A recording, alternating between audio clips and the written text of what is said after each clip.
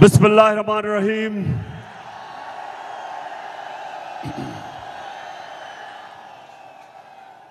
इय्याका नअबुदु व इय्याका नस्तईन। मेरे 18,000 के नौजवानों, बुजुर्गों और खास तौर पे जो मेरी बहनें आई हुई हैं, मैं सबसे पहले आप सबसे माजरत चाहता हूं कि मैंने आना था जहाज से और रास्ते में मौसम की खराबी की वजह से जहाज ना आ सका, तो मैं इस्लामाबाद से बाय रोड आपके पास पहुंचा हूं। तो मैं माजरत चाहता हूं, आपको इंतजार करनी पड़ी।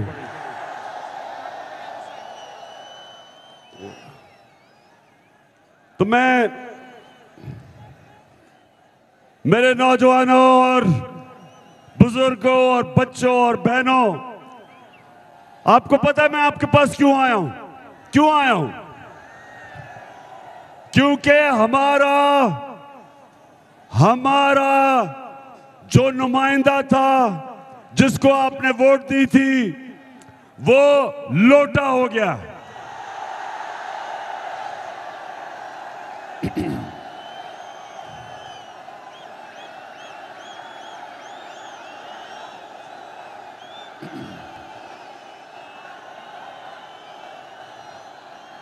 माशाअल्लाह, मेरे सारे नौजवान बल्कि बच्चे भी जानते हैं कि लोटा क्या होता है। लोटा सिर्फ वो नहीं होता जो गुस्ल खाने में इस्तेमाल किया जाता है। लोटा वो होता है जो अपने ज़मीर का सौदा करता है, अपना ज़मीर बेचता है। और हम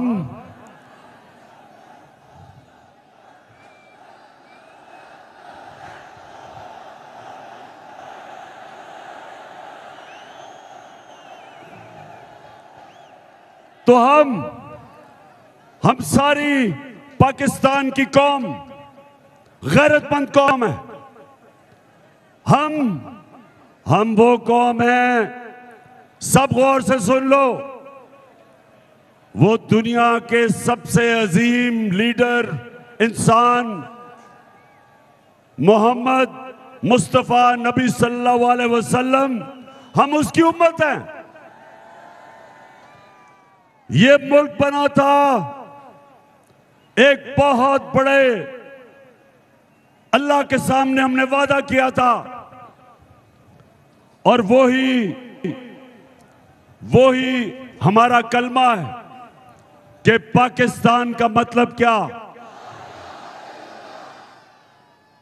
और उसके साथ एक तो इस मुल्क का मतलब यानी इसका मतलब कि ला इलाहा इल्लल्लाह, कि अल्लाह, हम कभी किसी के सामने झुकते नहीं और अपने ज़मीर का सौदा नहीं करते, क्योंकि अल्लाह अल हक है।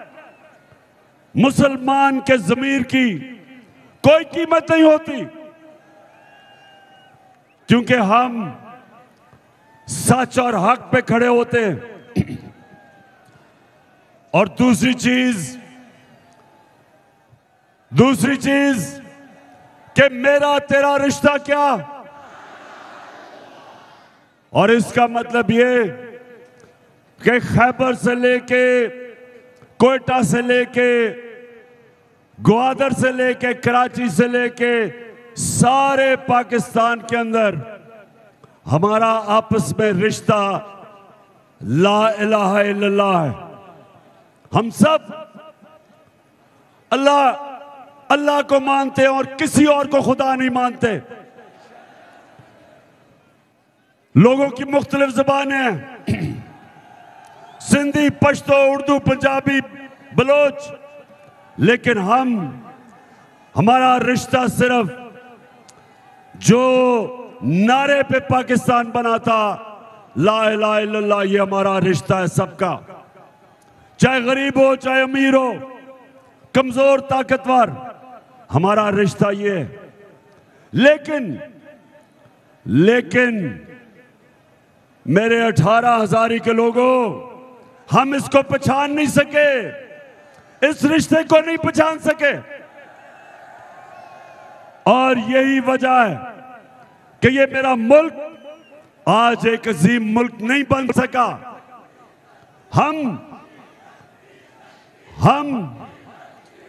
हम वो लोग हैं जिनका नजरियाती लीडर इलामा इकबाल था और हमारा लीडर कायदे आजम मोहम्मद अली जिन्ना था। बड़े इंसान थे, बड़े अल्लाह के वो लोग थे जो सच्चे, सादिक और अमीन, असूल पे चलने वाले। और इलामा इकबाल की ख्वाब थी कि जब हमारा मुल्क, मेरे नबी सल्लल्लाहु अलैहि वसल्लम ने जो मदीना की रियासत के असूल बनाए, जब हम उन पे खड़े होंगे, अदल और इंसाफ, इंसानियत और खुददारी, तब ये कौम एक अजीम कौम बनेगी। लेकिन हम नहीं बने क्योंकि हम उन उसूलों पे नहीं चले। ये जो लोटे, ये लोटे क्या हैं? ये वो लोग हैं, लोटे वो हैं जो पैसे लेके अपनी, जिन लोगों से, हल्के के लोगों से वोट लेके आए, पैसे लेके उन लोगों की वोट बेचते हैं। ये वो लोग हैं जो पाकिस्तान के आइन के खिलाफ जाते हैं। ये वो लोग हैं जो उस मुल्क से गद्दारी करते हैं। एक अमरीकी साजिश का हिस्सा बन के 22 करोड़ पाकिस्तानियों की मुंतखब हुकूमत को ये गिराते हैं साजिश के तहत, पैसे लेके। और इनके साथ इस मुल्क के मीर जाफर और मीर सादिक मिल जाते हैं और मिलके एक अमरीकी साजिश के तहत पाकिस्तान के बड़े बड़े डाकुओं को मुल्क पे मुसल्लत कर देते हैं। इसलिए लो ना, बैठो, चुप करके बैठो। इसलिए सुनो, मेरे नौजवानों, गौर से सुनो। इसलिए ये इतवार को जो इलेक्शन आ रहा है, ये हमारे मुल्क के मुस्तकबिल का फैसला करेगा। मैं आज सबकी ड्यूटी लगा रहा हूं कि आप सब ने पूरा जोर लगाना है। आपने घर घर जाके लोगों को निकालना है। मेरी बहनों, आपने भी घर घर जाके लोगों को निकालना है, क्योंकि हमने ये इलेक्शन इसलिए जीता है, इस मुल्क के मुस्तकबिल के लिए, अपने नौजवानों के लिए, बच्चों के मुस्तकबिल के लिए। इन चोरों से इस मुल्क को बचाना है, अमेरिकनों के गुलामों से इस मुल्क को बचाना है। बताओ मुझे, आप सब इसमें पूरी तरह शिरकत करोगे?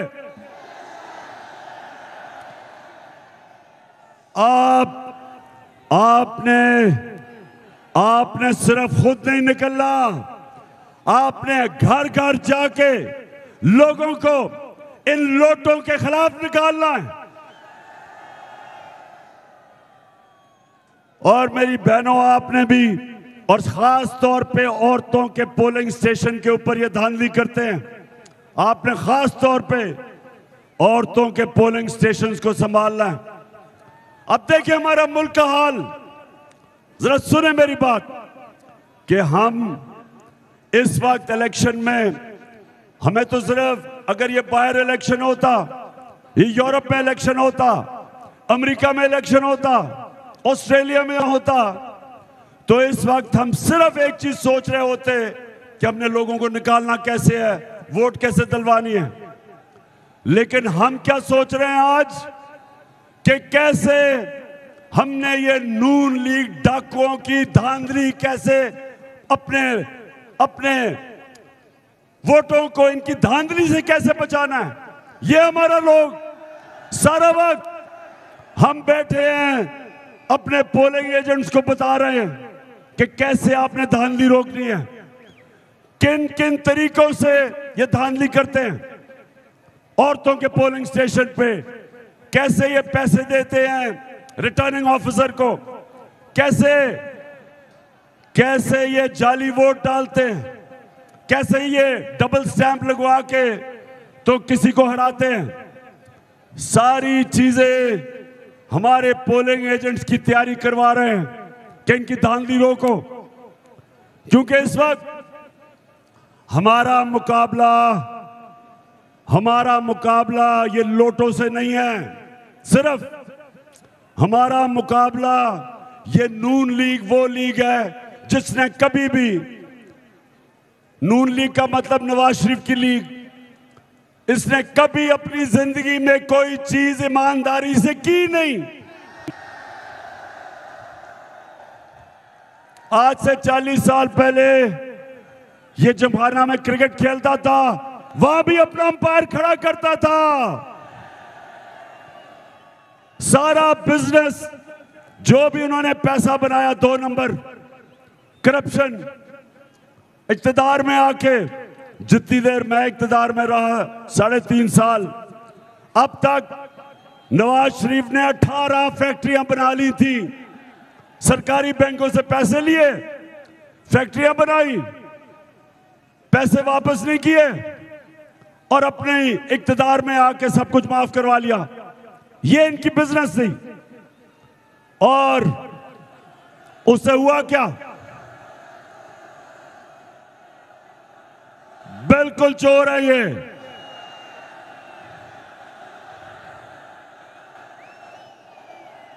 तो अब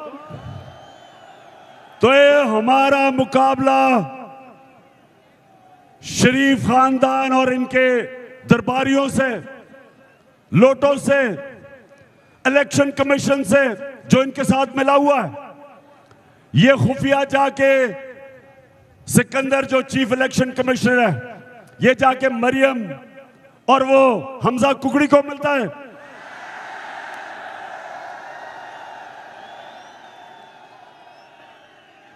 छुपके मिलता रहा है। और उसके अलावा एक मिस्टर एक्स बैठा हुआ है लाहौर में, और एक उसने मिस्टर वाई को भिजवाया हुआ है मुल्तान में। ये भी तैयारी कर रहे हैं। इनको हुक्म मिला है कि हर तरह तुमने इन चोरों को इलेक्शन जिताना है। और दूसरी तरफ सारी कौम खड़ी है हमारे साथ।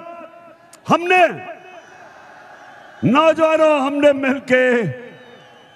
मिलके इनको ऐसे इलेक्शन हराना है जिस तरह एक ही दफा हिंदुस्तान के अंदर पाकिस्तान टीम हिंदुस्तान में मैच जीती, जब पाकिस्तान का कप्तान इमरान खान था और उनके एम्पायरों के बावजूद ही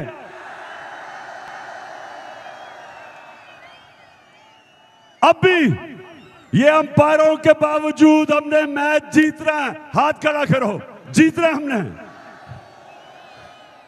हमने इंशाअल्लाह हमने इनको ऐसा फेंटा लगाना है, याद रखेंगे। और नौजवानों, आपने खास तौर पे वोट डालनी है। 64% पाकिस्तान में नौजवान है। अगर हमारा नौजवान निकलाया तो ये जो मर्जी कर ले, जितनी मर्जी धांधली करें, इंशाल्लाह हम इनको इतवार को जब रिजल्ट आएगा तो मैं आपके पास आऊंगा इंशाल्लाह जश्न मनाने के लिए।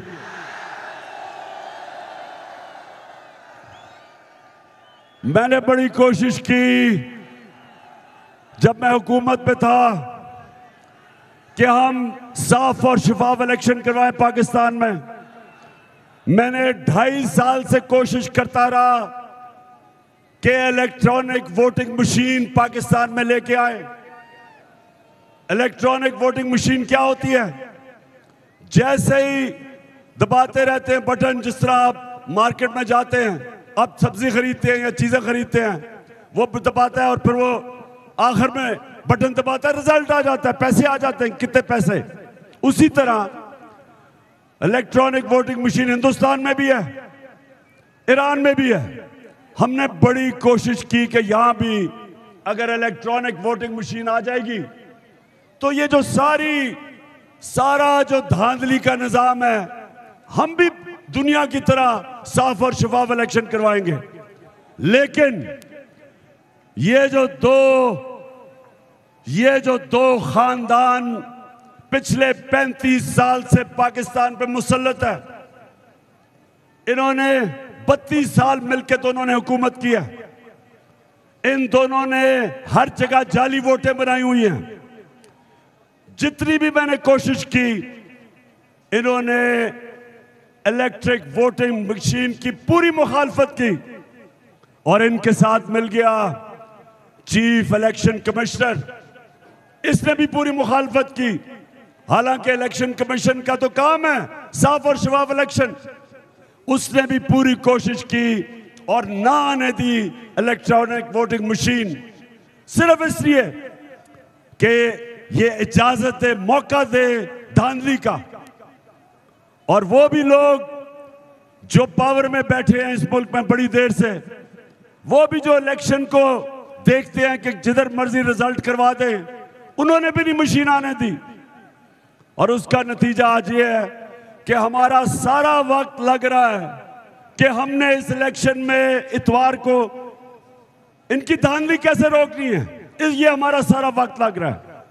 ये हमारे मुल्क के लिए बाइस शर्म है। वो मुल्क, वाहिद मुल्क जो इस्लाम के नाम पे बा, और हमारे मुल्क में ये सारी कौम के सामने जो भी इलेक्शन होता है, जो भी 1970 के इलेक्शन के बाद जो इलेक्शन होता है, उसमें धांधली होती है या जो हारने वाला है वो मानता नहीं है इलेक्शन। इसलिए मैंने कोशिश की थी, क्योंकि मैं वो कप्तान था जो क्रिकेट की 200 साल तारीख में पहला कप्तान था जो न्यूट्रल अंपायर लेके आया। उसी तरह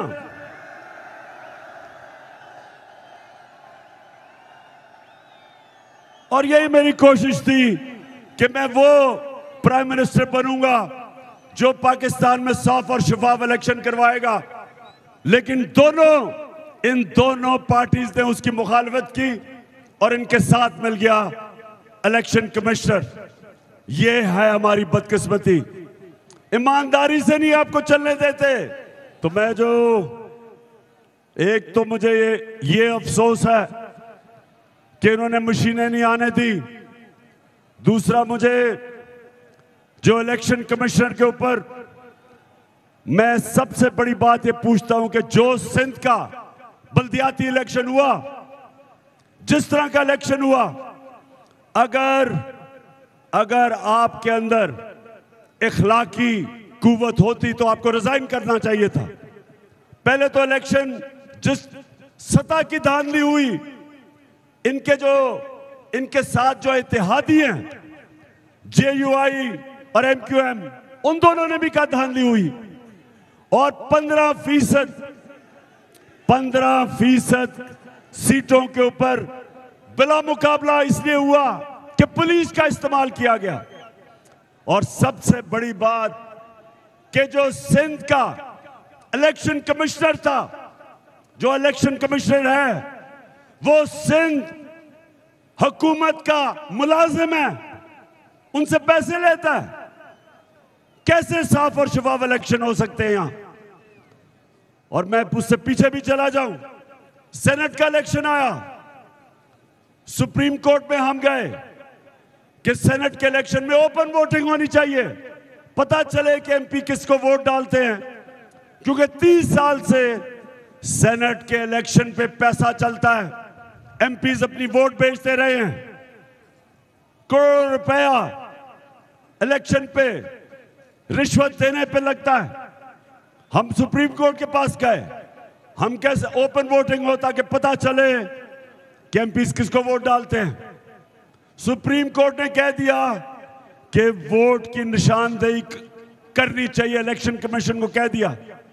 ये इलेक्शन कमिश्नर था, इसने नहीं किया। इलेक्शन में पैसा चला, करोड़ रुपया चला, और यूसुफ रजा गिलानी का बेटा पकड़ा गया पैसे देते हुए, वोट खरीदते हुए। और अभी तक चीफ इलेक्शन कमिश्नर साहब अभी तक किसी को नहीं पकड़ा। उसको डिस्क्वालीफाई करना चाहिए था। किसी भी नौजवानों, मैंने अपनी जिंदगी के कितने साल मगरबी ममालिक में गुजारे क्रिकेट की वजह से।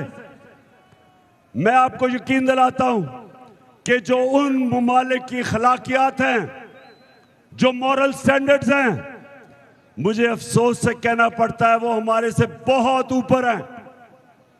क्योंकि वहां जो सरबराह मुल्क का बनता है उसका जो इखलाकी म्यार वो आम लोगों से ऊपर होता है। अभी बर्तानिया में उन्होंने अपने प्राइम मिनिस्टर को निकाला। किस चीज पे निकाला? पता है किस चीज पे निकाला? कि उन्होंने कहा कि कोरोना के दौर में आप अपने ऑफिस के लोगों के साथ क्यों बाहर जमा हो गए, जबकि कहा था सोशल डिस्टेंसिंग। सोचे यहां खबर भी ना बनती पाकिस्तान में। और उनकी अखलाकियात देखे कि उन्होंने कहा कि कानून सबके लिए एक है, कोई कानून से ऊपर नहीं है। किस वजह, क्या वजह है कि इसने हमें कहा था कि इकट्ठे नहीं होना कोरोना के दौर, ये कैसे इकट्ठा हो गया? सोचे कि वो भारी अक्सरियत से जो प्राइम मिनिस्टर बना था उसको इस्तीफा देना पड़ा।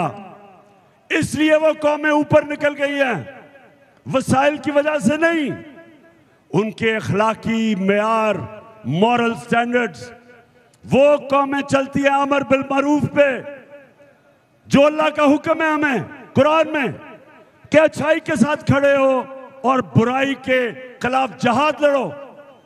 और आज अभी मैं आ रहा था मोटरवे पे, जब मैं यहां उतरा तो मुझे एक सजा याफ्ता खातून की तस्वीर नजर आई और उसके साथ तस्वीर मैंने किसकी देखी?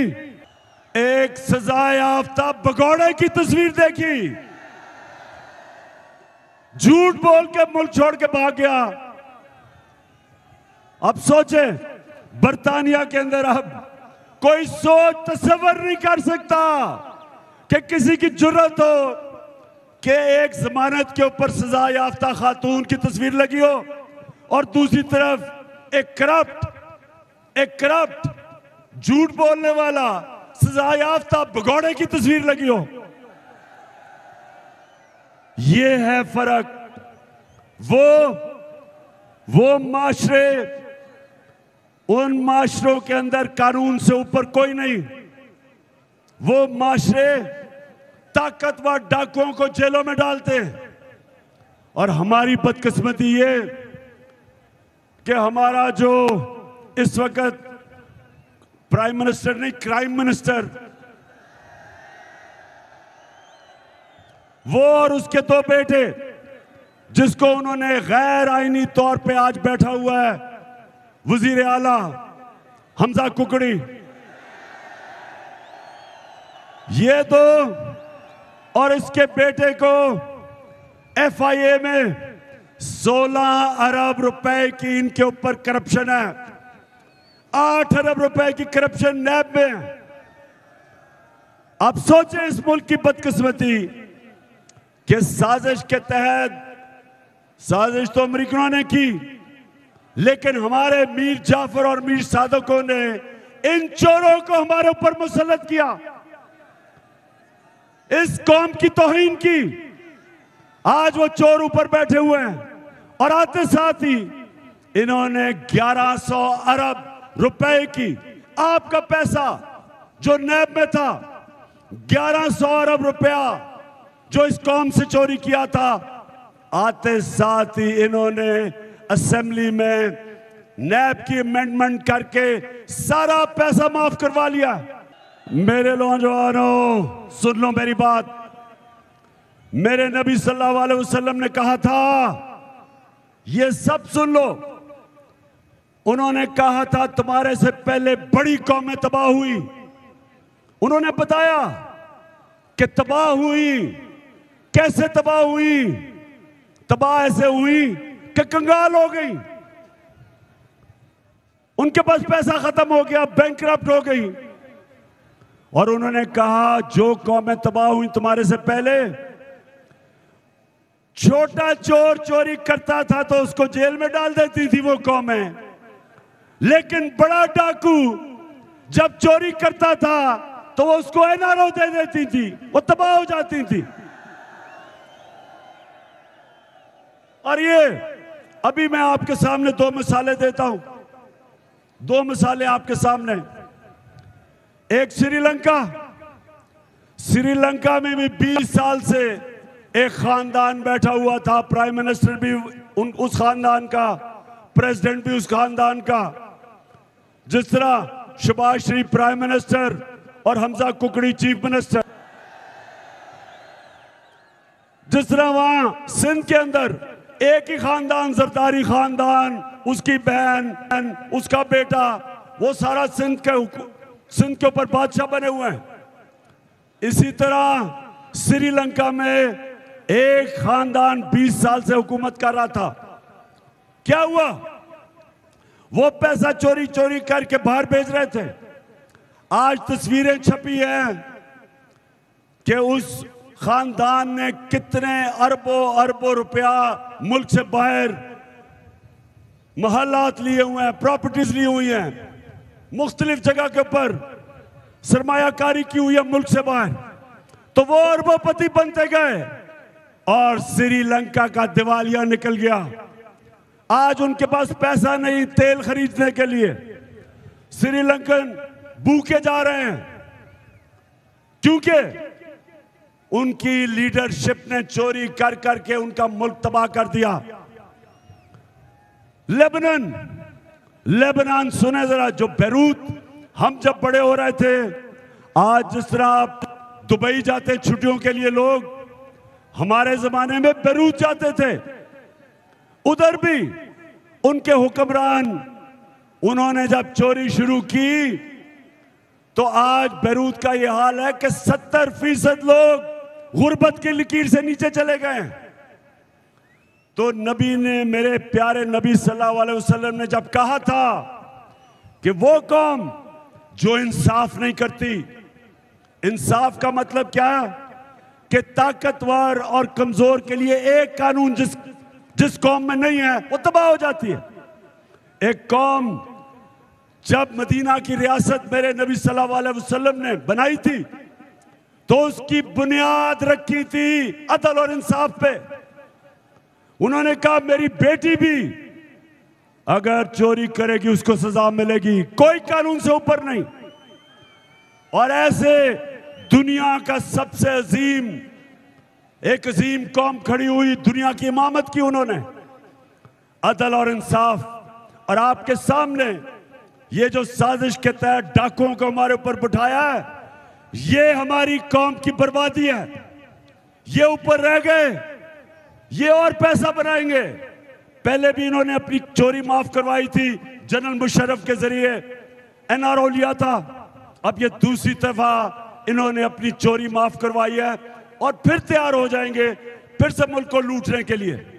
इसलिए आप सबको मैं आज पैगाम दे रहा हूं कि ये जो जंग है ये इमरान खान की जंग नहीं, ये इलेक्शन नहीं है, ये जहाद है। ये हकीकी आजादी की जहाद है। और दूसरी चीज, जितना जब से ये शहबाज शरीफ आया, यहां ऐसे ऐसे लोग थे वो समझते थे ये जी कोई बहुत ही बड़ा कोई अफलातून है।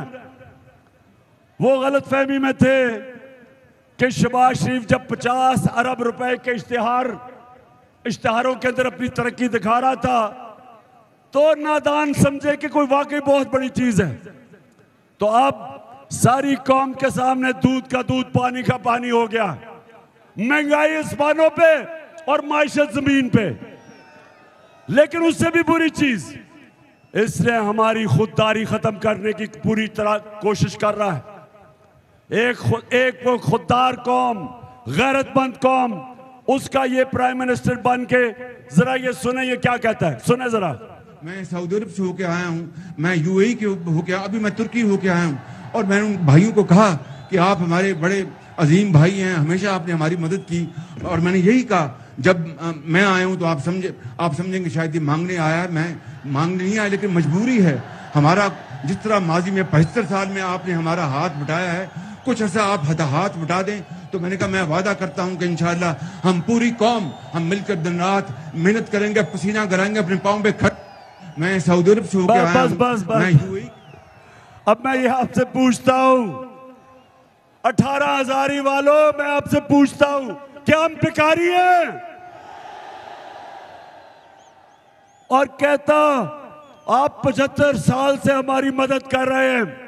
ओ अहमक, ओ बेवकूफ आदमी, चेरी ब्लॉसम, बूट पॉलिश, ये हमारी मदद कोई नहीं कर रहा। जो पैसा आता है वो तो आपकी जेबों में या आपके बड़े बड़े लंदन में महलात में चला जाता है, या जरदारी के उसका जो बाहर पैसा रखा है या तो उधर चला जाता है। ये कौम तो ये यहां से लोग जाते हैं, मेहनत करते हैं, हमारे मेहनत कश पाकिस्तानी 18-18 घंटे काम करते हैं बाहर, वो पैसा भेजते हैं पाकिस्तान जिस पे मुल्क चलता है। और ये डाकू ऊपर से यहां से पैसा चोरी करके, मनी लॉन्ड्रिंग करके मुल्क से पैसा बाहर भेज देते हैं, और फिर कहते जी हमें मांगने तो नहीं आया।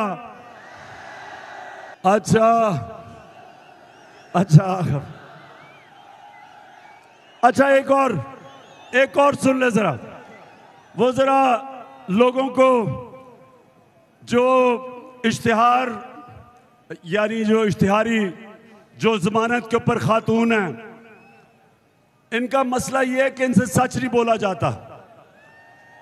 एक जब 1965 की जंग थी, आप तो पैदा नहीं हुए होंगे, तो उस वक्त एक होता था हिंदुस्तान का रेडियो आकाशवाणी। सुने जरा, रेडियो आकाशवाणी वो होता था जो सारा वक्त बता रहा होता था कि कितना हिंदुस्तान पाकिस्तान को तबाह कर रहा है और मार रहा है और वगैरह वगैरह, सारा झूठ। ये आजकल नून लीग के रेडियो आकाशवाणी है। अच्छा जरा सुने जरा इसका, सुने।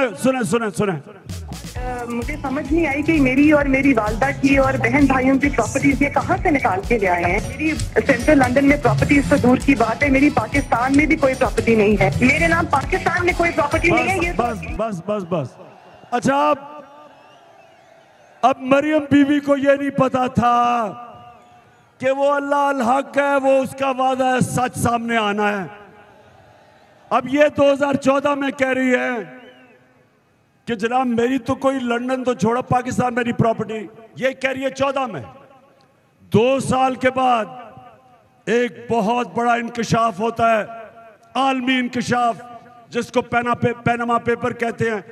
जो ऐसे छुपाए हुए उन्होंने अपनी प्रॉपर्टीज छुपाई हुई थी, वो सारी सामने आ जाती हैं। तो जब वो सामने आती हैं 2 साल के बाद, तो जरा बताएं इनके भाई साहब क्या कहते हैं। हालात जो है हमारे इंतहाई मखदूश हैं। हो भाई हुसैन शरीफ है। अच्छा, बहरहाल 2 साल के बाद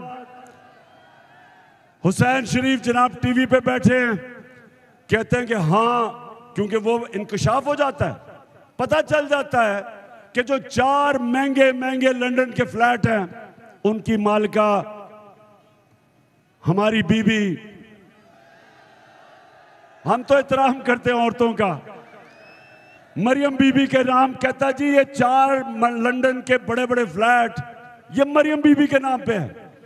वो 2 साल पहले कह रही है कि मेरी लंदन तो छोड़ो, पाकिस्तान प्रॉपर्टी नहीं है।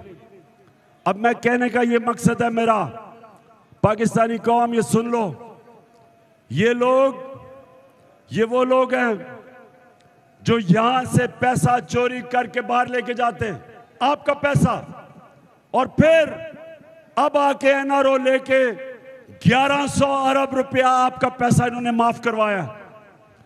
इसलिए इतवार को आप सब ने निकलना है, लोगों को निकालना है। वादा करो लोगों को निकालोगे। आपने पोलिंग स्टेशन के ऊपर पहरा देना है, इनकी धांधली रोकनी है। और इंशाअल्लाह उसके बाद मैं आपके साथ आज़म मैं आपके पास आके और हम इंशाअल्लाह मिल के जश्न बनाएंगे जीत का। शुक्रिया।